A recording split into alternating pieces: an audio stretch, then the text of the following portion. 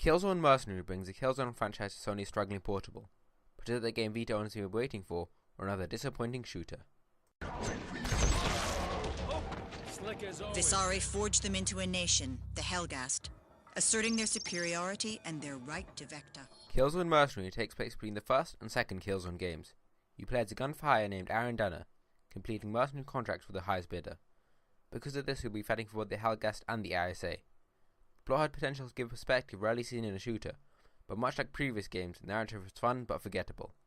The story missions are longer than you would usually expect, usually taking more than half an hour to complete, but if you're looking for something to play on the go, the contract mode would more than suffice.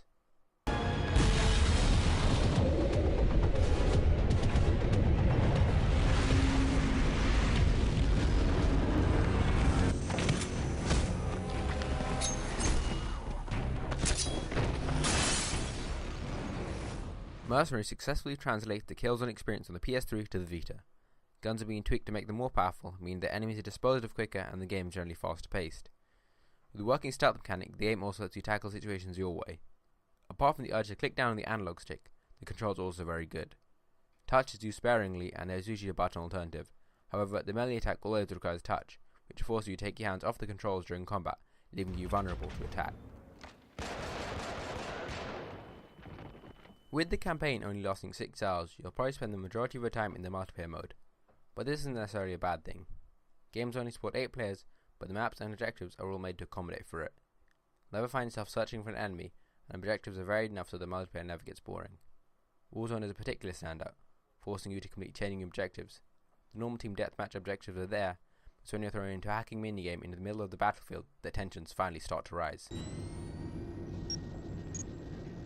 The leveling system revolves around in-game money called Valor, and since Valor can be earned in both single player and multiplayer, it means you can level up your character online or off. But money doesn't just level you up, it can also be used to buy guns, armor and vanguards from the blackjack store. From my armories you can buy new weapons and equipment.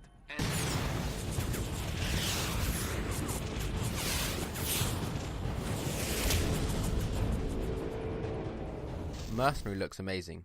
The graphics are definitely the best on the Vita, and the game could easily be mistaken for one of the console titles. The altered version of the Killzone 3 engine provides crisp and detailed character models, but unfortunately there is a slight drop in graphics when you switch over to multiplayer. The colour palette is generally brighter than Mercenary's predecessors, and locations are more varied this time around.